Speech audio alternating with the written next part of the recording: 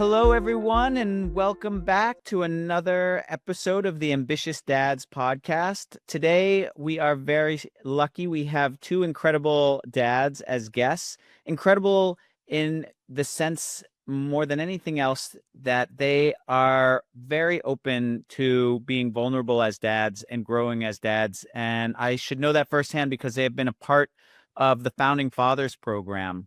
And I really wanted to get their voice, and they wanted to have their voices sharing what fatherhood was like with our audience. And so I want to introduce you to Shantanu well, I'll let you introduce yourself, and Greg Beckwith. And Shantanu, why don't you introduce yourself first and tell us a little bit about what you do for work and your family? Yeah, thanks, Jeff. So I'm Shantanu. I live in Chicago.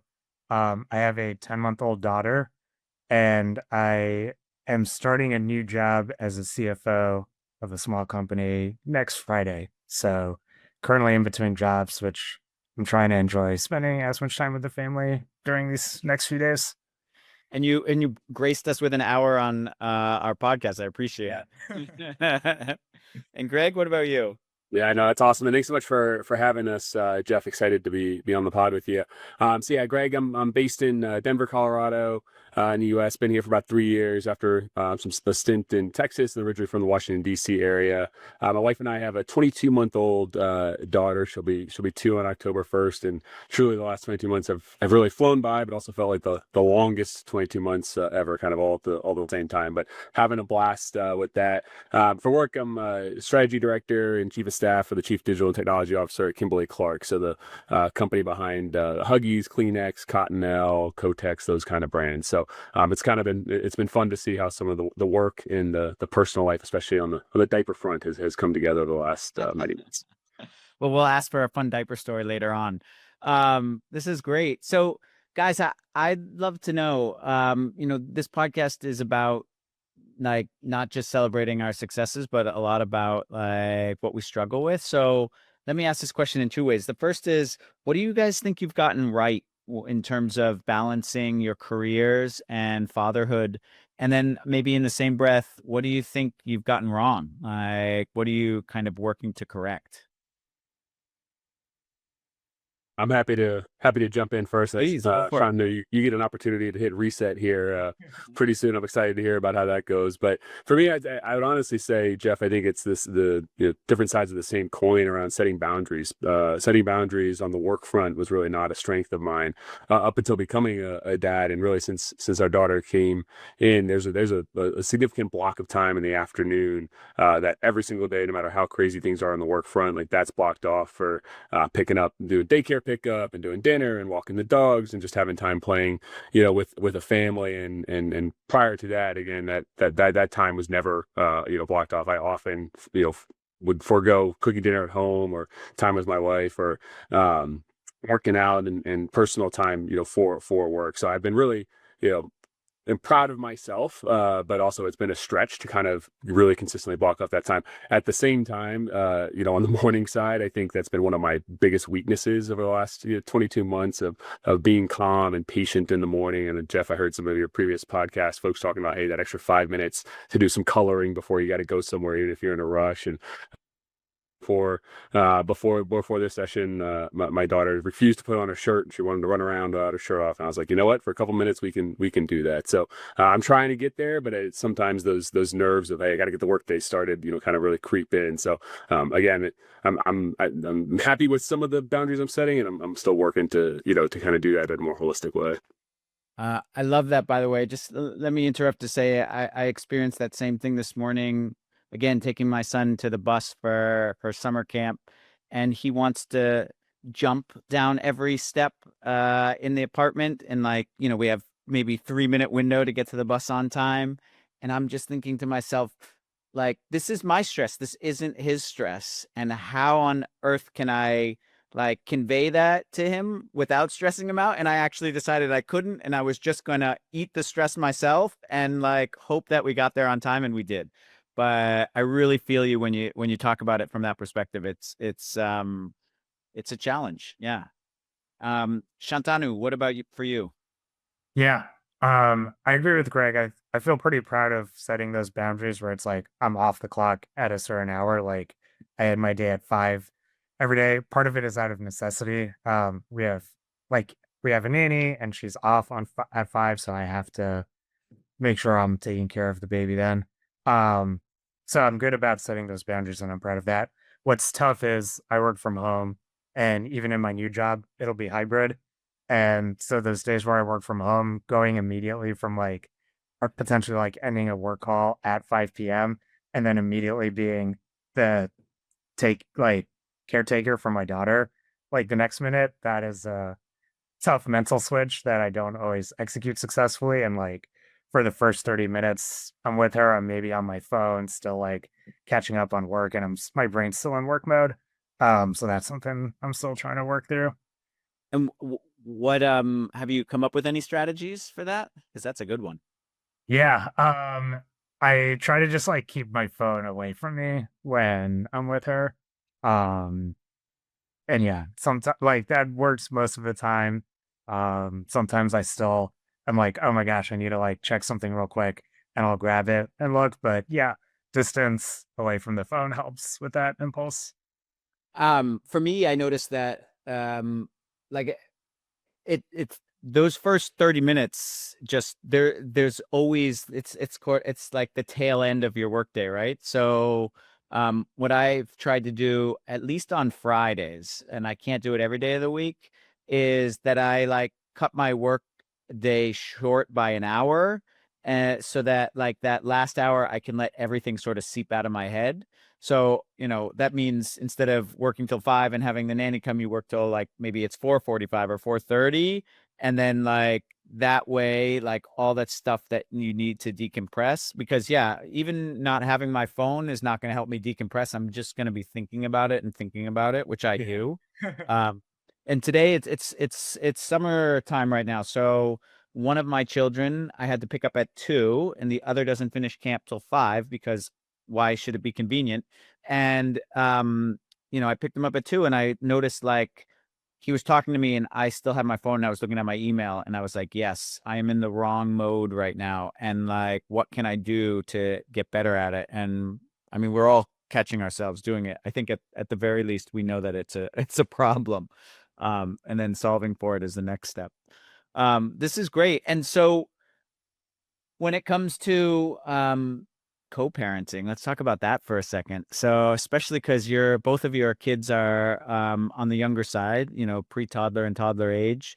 What's that experience been like? What's working? What's not working? What's like the biggest, more like from a surprise standpoint, what's been the biggest struggle that surprised you when it comes to how to co-parent this little human that you guys love so much? Yeah, I can jump in again on this one because this has been a near and dear kind of challenge and fun journey, I'll say as well. For last really even before our daughter's birth, during my wife's pregnancy, kind of really, and this is one of the things that drew me to the group. Jeff, was being really much more intentional and kind of proactive in my own thinking about how do I want to show up as a dad and as a co-parent and kind of support the family beyond just, hey, I need to work to make money, right? A little bit more of the old school thought that I kind of saw with my dad, more. And so it's truly been a journey for me where my wife is, and we're really working on our communication skills and sort of teamwork skills because this is the first time we've had to work in a team in this way. But she's being much more communicative. I'm trying to be as well in terms of what we need out of the teamwork, out of the partnership from a kind of logistical standpoint. And then the really piece we're working on is more from that kind of emotional and that sort of connection ability that we do feel like that first 6 months, especially, it was kind of missing. So we were like so focused on, hey, let's keep this thing alive. Let's make sure, hitting all the milestones at least as much as we can and that kind of thing. So yeah, I would say the co-parenting challenge is really kind of finding that, again, that teamwork and that connective tissue, or rebuilding it, or refining it kind of as parents, versus beforehand. And it's, there's definitely been some ups and downs with, hey, are we communicating well, or hey, we're really not on the same page, right now. And I think the lack of sleep, also in the early days, I think was a contributing factor there. But we've been really working on, again, kind of showing up as a team and supporting each other in the ways that make sense. And sometimes that's a little different, day by day. And so that's kind of keeping me on my toes as well. What does it mean to support each other in that context, especially when you're trying to figure out how to like, find connection again, and recognize how different it is? Like, what are you guys doing? Is it just setting aside, like, okay, let's find a way to do dinner together after we put the baby down? Or is it like, let's have a conversation about X because I'm noticing like this emotion coming out of me, or I'm noticing something from you? Like, what do you guys, how do you guys focus on it? Yeah, no, that's a good question, and one we're still working through. But I will say in the early days, first 6 to 12 months, we were really focused on doing everything as a kind of a family of three, and we have two dogs, so we can include the dogs too. That was great, and that's really good most of the time. I think what we've identified now, especially as our daughter is a little bit more self-sufficient, is maybe we don't need to spend all that time always together. It'd be healthier for us to either have some individual time or some one-on-one time with our daughter, right, and give some breaks. So we're starting to kind of phase that in. We're not all three of us go to every music class or every swim lesson and that kind of thing. So that's been quite helpful. And then both my wife and I have a bad tendency of getting back online either for work or personal stuff, but back on a computer basically after bedtime. And so we're really at least 1-2 days a week trying to grab some time, whether it's just watching a show that we like or playing a game, something like that. Nothing too crazy, but trying to carve out some of that time, for us. And as I mentioned, the sleep, our daughter's amazing in all ways, but the sleep has been a challenge kind of the whole time. And so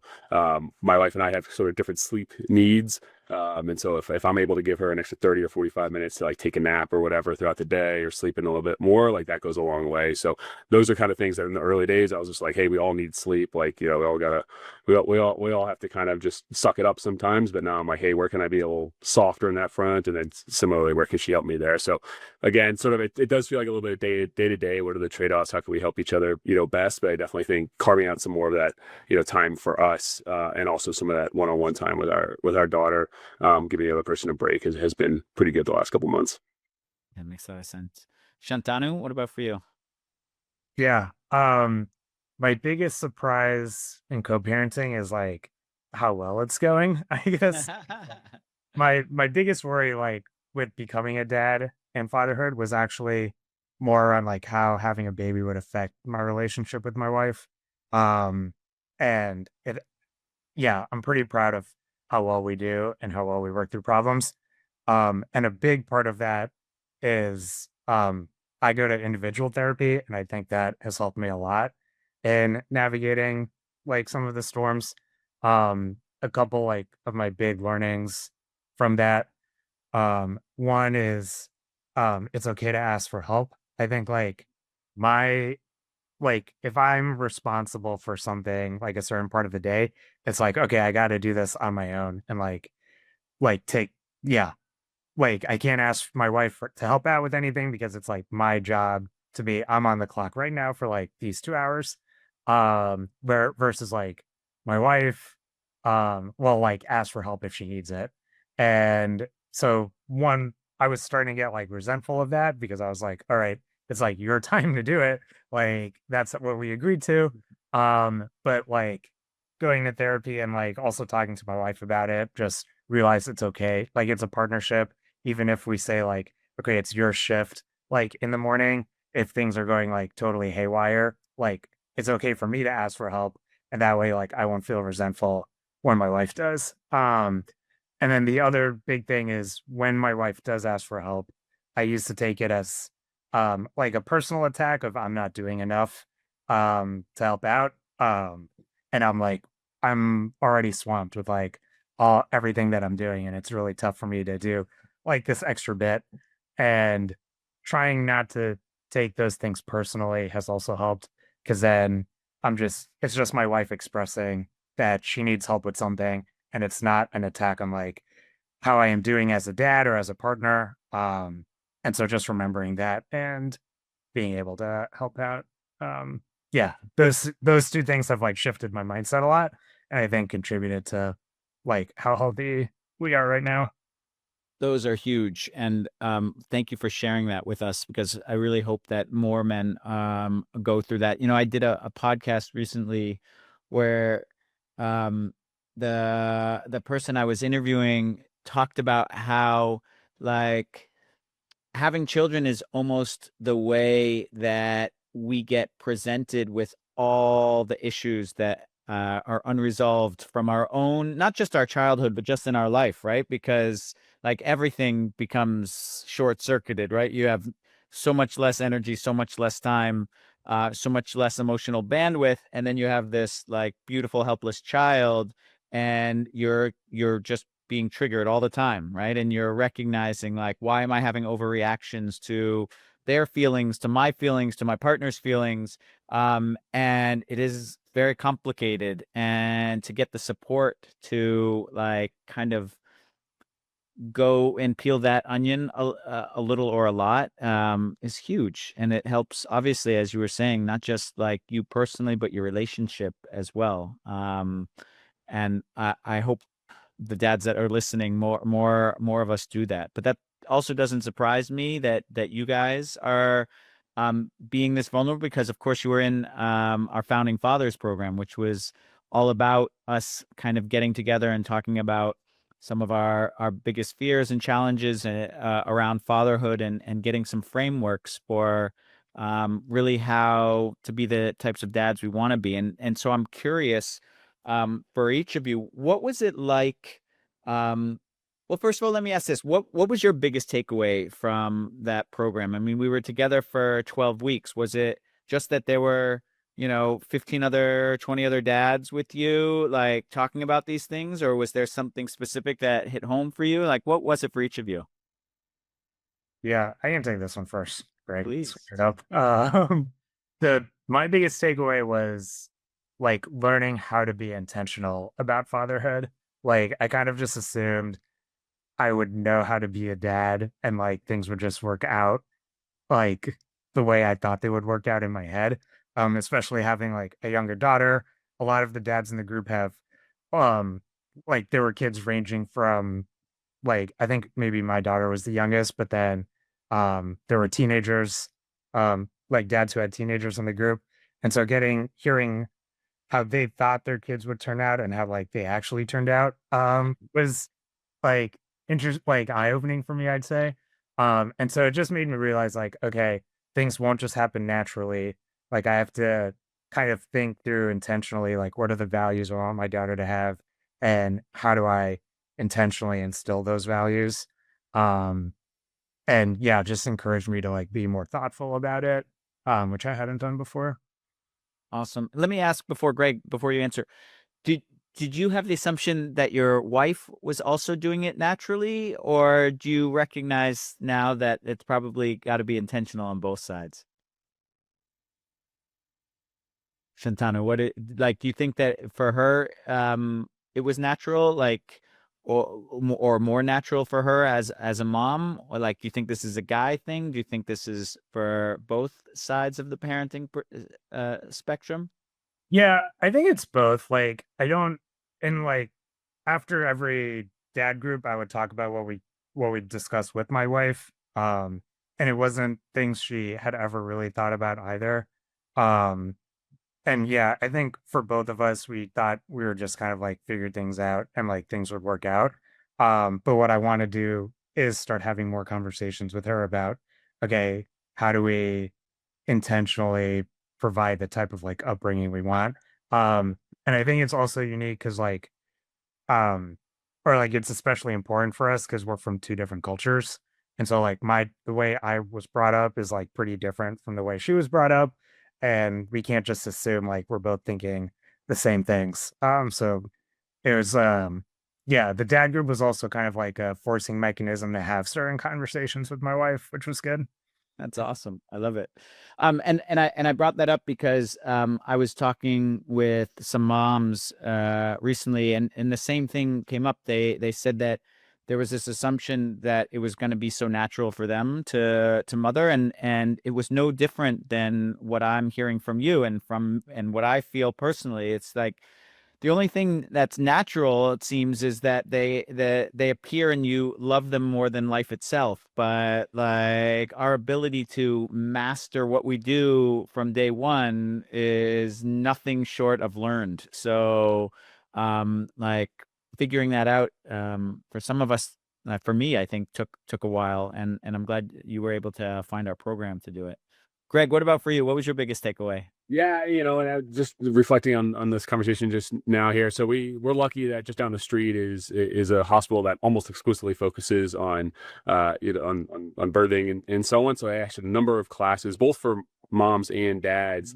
Yeah. So I did do some of the early dads classes. It was kind of like the basics of how to change a diaper, which was very helpful. At the time, a little less community building, but all really well intentioned folks. On the mom side, they set up Slack channels. They set up even before birth, so during the pregnancy time, and they would align the woman all by birth month. And so my wife had, I don't know, maybe 10 or 15 different moms who had kind of opted into this group, and they actually set, like, the hospital set up these outside, like, in-person meetups and so on beforehand. So I felt like I was watching this and I was like, oh, like that would be pretty cool. And so I actually had no question in my mind that there was a need here. And so Jeff, it was very serendipitous that you had pitched this, I think, at an alma mater group is how I heard about it. And I was like, oh, this is awesome. And so I was very excited coming in, and I would echo what Shantanu said around the intentionality and the fatherhood philosophy. And Jeff, I mean, you kind of started the 12 weeks there, and then we kind of worked through the pieces, and then kind of wrapped it up there. So that was a really well done kind of way of thinking about being a father in a really intentional way. And that's just something, again, sort of for me, like little points each day of sort of like what can I do, or how can I be more intentional about this this moment or this experience I'm going to have with my daughter. I remember one of the early sessions I was saying one of my fears was, hey, and at the time my daughter was 6-9 months, something like that, so starting to be a little more active. And I was like, hey, I just want to make sure like everything's exciting for her. Anytime like it's just me and her, like I'm bringing something net new to do. And Jeff, your feedback at the time had been, hey, she's just gonna, the most important thing is just spending time together. You don't need to like kind of blow it out of the water or something amazingly cool each time, especially for like the child that young.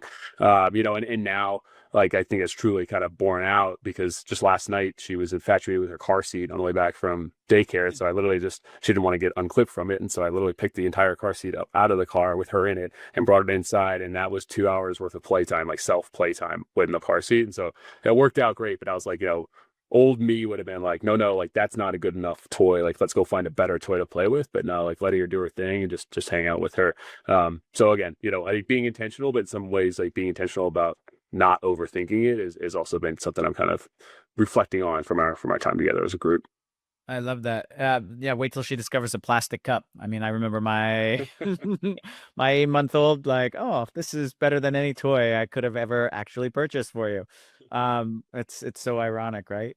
So, well, it also, one of the things that I'll tell you that stood out for me, I will never remember and never forget when one of the founding dads talked about how he was responsible for his 6-month-old, and like at that moment he put his son on the couch, and he fell off the couch. He rolled off the couch because he had just become like active enough that he was starting to do that. And when he told us, right, he was like mortified. And I think I said, well, join the club, because that happened to me, and I think about half of us said that had happened to them. And that's just the other big point. And like that's the other reason that I feel like this podcast is so important, is like we're gonna screw up a bunch. We are going to drop them on their heads. I wrestle with my boys every night before we go to bed. And I am waiting for the day where that doesn't become stressful for me. Like I enjoy it because they are giggling the whole time, but in my head the whole time I'm like, God, they're really near the corner of the dresser. Or, oh gosh, like I'm always worried that it's gonna go a little too far, and it doesn't. It will. I know it will, but like I still am waiting to enjoy that. It's like the 5 minutes where I know like it's my dad duty and they're giggling. But yeah, but to be able to have that experience, because when they do end up getting hurt, I'll be able to talk to you guys about it.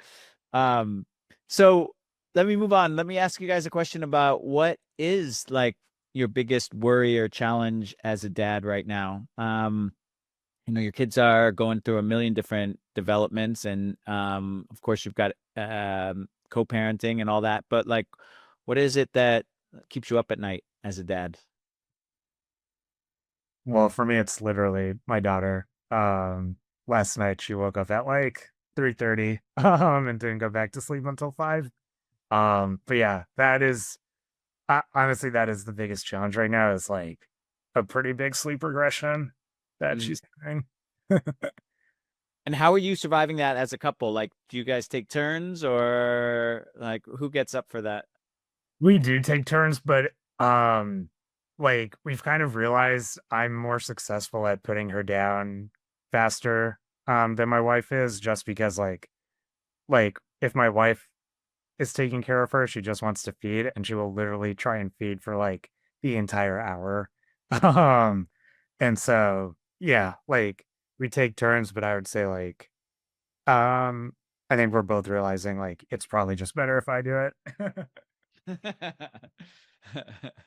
What about for you, Greg? Yeah, and I'm not sure Sean knew that the sleep regressions kind of stop at any point, or at least they hadn't for us yet. The last night was good, but the night before was two wake ups around 2 and 4. I think we're thinking it's early stage 2 year molars that are coming in, but the teething. I hear there's some kids that don't have pain when teething, and I really I envy those parents in some regard, because not the case for for us. But yeah, in terms of the biggest worry, I would say Sean knew around the same time it would have been, hey, like sleep. Is she getting enough sleep? Is she getting kind of what she needs, some like core basic needs at that time? I think for right now, the word no is now the most said word in our house the last like couple of weeks, and so our daughter is really kind of coming through with some strong opinions. I mentioned the not wearing a shirt this morning earlier. That's kind of like a daily occurrence in some way or another. Last night it was no to dinner for 2 hours until she finally got tired of playing in the car seat. And then it was 5 minutes before bed. And she's like, okay, now I want dinner. And so, we did dinner at 5 minutes before bedtime. The bedtime got to be a little later. So for me, I want to make sure I'm kind of showing up with that emotional regulation for myself and helping her kind of like experience her emotions and, not just, basically acknowledge it. I don't know what the right playbook is quite yet, right? But like kind of acknowledge them, let her express them, but then also still kind of steer her in whatever direction. Again, if it's bedtime or it's time to go to school, or if it's just generally, hey, like you've cried enough about this thing, like let's kind of like tone it down and so on. So trying to figure out that right balance. And again, I think my wife and I so far, we're trying to stay super aligned on that and just in kind of showing up the right way on our own as well. So yeah, I think that's just the kind of constant stressor right now of like showing up the right way emotionally in every single moment, which seems daunting. That seems daunting just to hear it. So I'm just letting you know now that will never happen.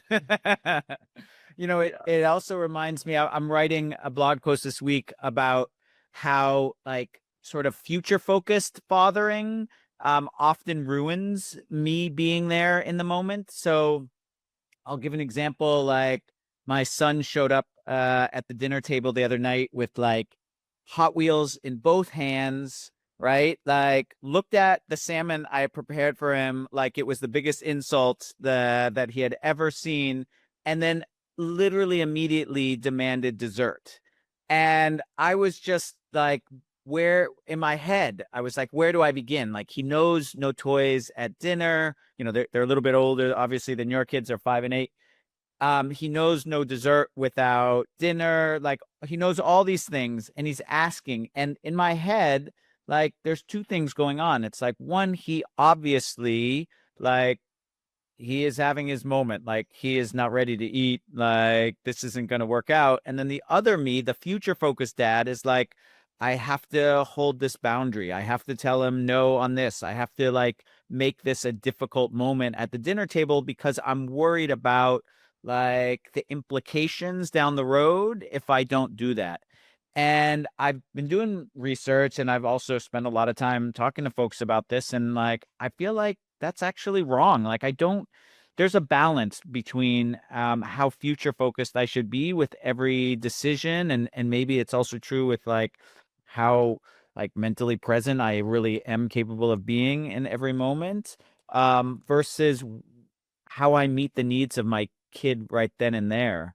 Right. And I'll tell you that created a lot more fights too with my wife because she was much more interested in meeting them in the moment, and I was much more concerned about like this is a boundary and it can't be crossed because then what kind of child have we created?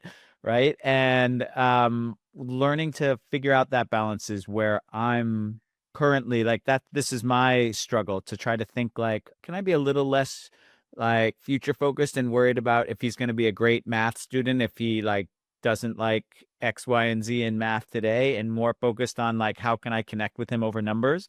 So anyway, I don't know. Does that resonate with you guys at all? Yeah, Yeah. definitely. I mean, for me, I would say it's probably I'm still probably more focused on how do I meet each moment, day to day versus the long term. Although last night I was like, all right, well, she's hitting all her numbers on weight, so if she skips the night at dinner because she wants to play in the car seat, like that's going to be okay long term. Although I'm a little frustrated, right now, kind of thing. So I would say, that's probably the only time right now it's kind of creeping in. But for the most part, it's kind of meet the challenge of the day and try to show up that way is that focus. But I could definitely see how, especially getting to sort of the school age and wanting to make sure like they're going to hit their milestones in high school and go to a good college and all that, like that's a whole stressor level that I'm compartmentalizing for right now. Yeah, I'd agree with Greg. This sounds like a future me problem because right now it's just about. And it's true though, right? Like I remember some of the folks in our program, they were like really concerned about how they were going to manage social media. And I was like, your child is 5. You don't need to worry yet. But yeah, like that's just something that I think for, at least for me, it seemed a bit more like naturally occurring that I've been trying to see how I can dial back. And that's my particular challenge.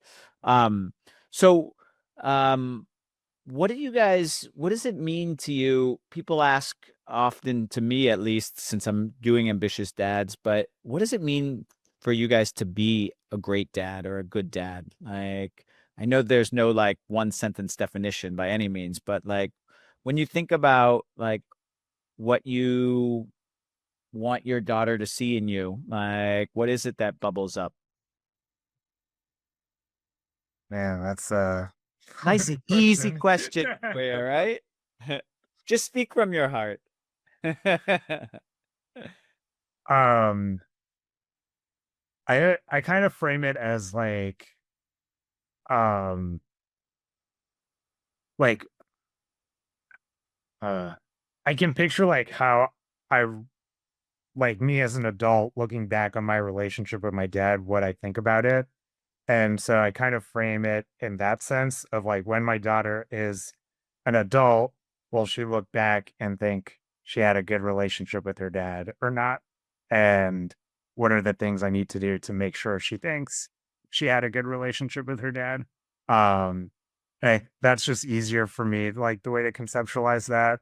Because like that's how I think now. Um, so yeah, that's kind of how I frame what being a good dad is. And if I had to think about it like something concrete, it's mostly like she feels like she can come to me with like any problems and she doesn't need to hide anything. So she can be like honest and open with me. She remembers me as like a goofball and like being fun to hang out with. Um, and she remembers that like I always support her. Um, Yeah, I always support her in, like, whatever decisions she makes. I But love all that. yeah. I love all that. It sounds like the first part was sort of the outcome goal, and Yeah. what you stated there was really like how you're going to get there. So that was great. What about for you, Greg?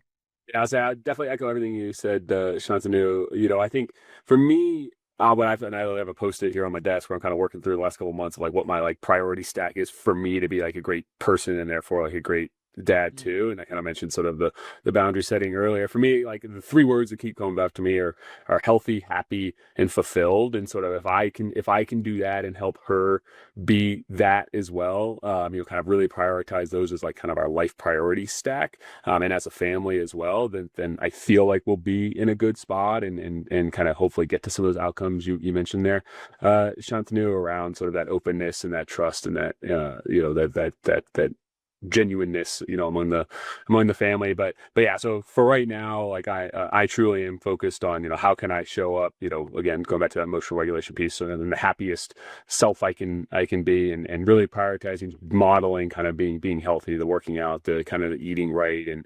that kind of thing, and having, healthy boundaries and all that kind of good stuff. And then the fulfillment one is another that I kind of mentioned at the top, that we've moved around a little bit. I'm originally from the DC area. Most of my friend base is still in that area. And so I have found that, I've kind of gotten sort of fake fulfillment from work. Hopefully not too many work people listen, but right. So it's more of a superficial, whereas I've kind of had lost touch with that in-person connection and the connection with with friends and peers. And that's again part of why this dads group has been super helpful.